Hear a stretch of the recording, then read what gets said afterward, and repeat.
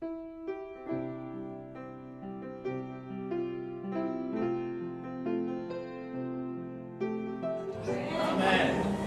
harus jujur dalam mengikut Tuhan. Yang dinamakan dengan penderitaan pasti akan datang.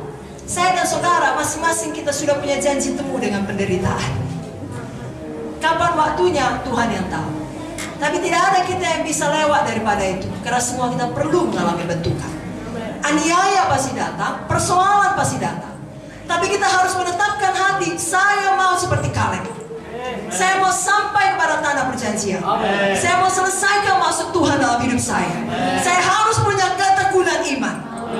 Dan sekali lagi, Kaleb melihat sendiri orang-orang di sekelilingnya, teman-temannya bermatian. Dari generasinya hanya tinggal dia dan Yosua yang hidup. Hal itu tidak mudah, saudara.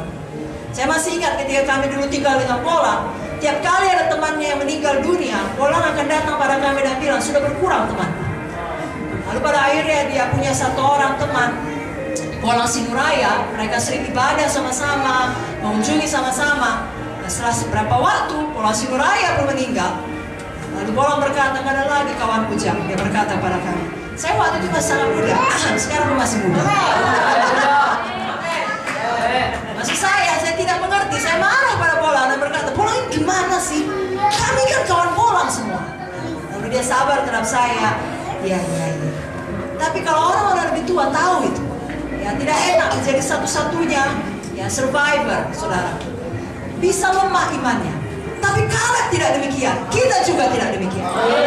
Ya, karena Kaleb Joshua dikatakan firman memiliki roh yang lain. Bagi kita sekarang itulah dia Roh Kudus yang dikaruniakan kepada semuanya kita orang-orang percaya. Itu sebabnya tidak ada kita yang takut pada penderitaan, tapi tetap bertekun di dalam iman. Karena masing-masing kita punya Hebron, masing-masing kita punya tanah perjanjian yang harus kita sampai di sana. Amin. Filipi 1 ayat 29 memang sudah mengatakan, sebab kepada kamu dikaruniakan bukan saja untuk percaya pada Kristus, melainkan juga untuk menderita untuk Dia.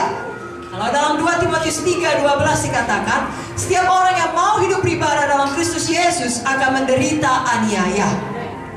Dalam 1 Tesalonika 3 ayat 2-3, lalu kami mengirim Timotius, saudara yang bekerja dengan kami untuk Allah dalam pemberitaan Injil Kristus, untuk menguatkan hatimu dan menasihatkan kamu tentang imanmu, supaya jangan ada orang yang goyang imannya karena kesusahan-kesusahan ini.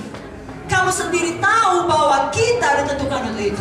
Jadi banyak anak-anak Tuhan atau hamba-hamba Tuhan berpikir kalau sudah dipanggil Tuhan semuanya mulus, atau setidaknya kalau dia berdoa dan beriman pasti dijawab Tuhan. Lalu tibalah saat di mana yang dia doakan tidak dijawab Tuhan. Terjadi hal-hal yang membingungkan pemikirannya, gak sesuai dengan imannya. Terjadi kesusahan demi kesusahan, lalu dia mengambil kesimpulan dengan cepat, berarti Tuhan tidak mau melayani lagi.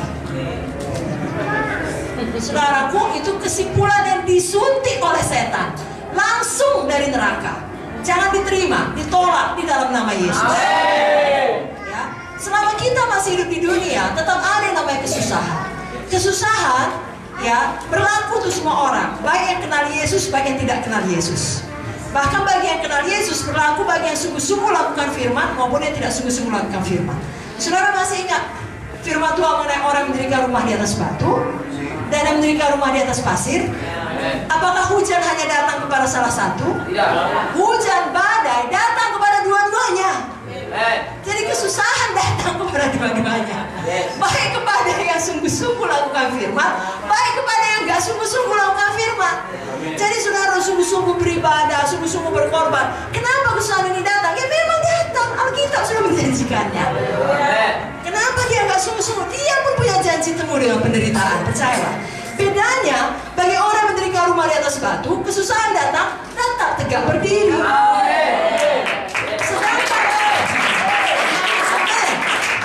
Sedangkan yang tidak tadi, dia akan roboh dan besarlah kerusakannya. Kita tidak mau seperti itu. Kita mau tetap bertekun dalam iman. Saya bacakan beberapa ayat lagi untuk meneguhkan kita. Amin. Kisah 14:22. Di tempat itu mereka menguatkan hati murid-murid itu dan menasihati mereka supaya mereka bertekun di dalam iman. Semua berkata dan kuat, bertekun dalam iman.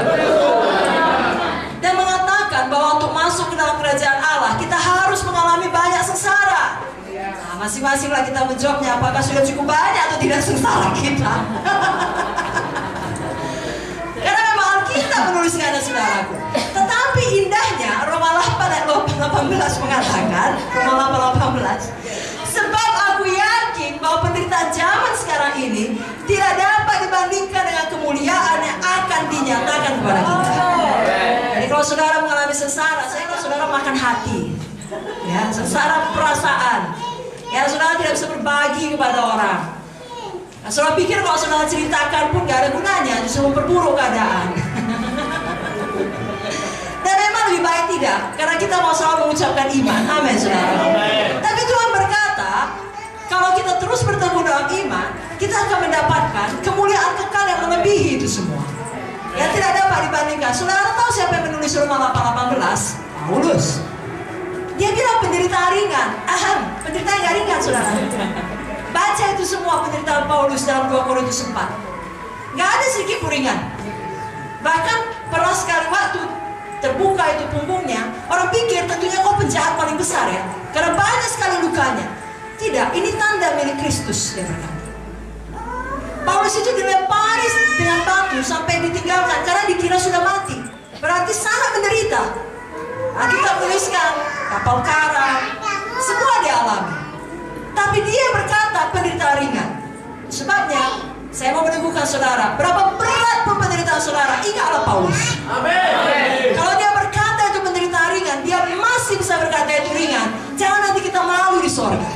Biar kita juga dengan iman yang tekun berkata penderitaan ringan, dibandingkan dengan kemuliaan. Ya. Itu teladan kita. Roh Kudus yang sama menyanggupkan Paulus adalah Roh Kudus yang sama yang menyanggupkan kita di zaman sekarang ini. Dalam 2 Korintus 4 ayat 17 diulangi sekali lagi, sebab penderitaan ringan yang sekarang ini mengerjakan bagi kami kemuliaan kekal yang melebihi segala-galanya, jauh lebih besar daripada penderitaan kami. Dengan kata lain, kalau nggak ada bahannya, nggak ada hasilnya, saudara mau buat kue nggak punya tepung, nggak punya mentega, nggak punya telur, nggak jadi kuenya. Saudara mau kemuliaan, bahannya penderitaan.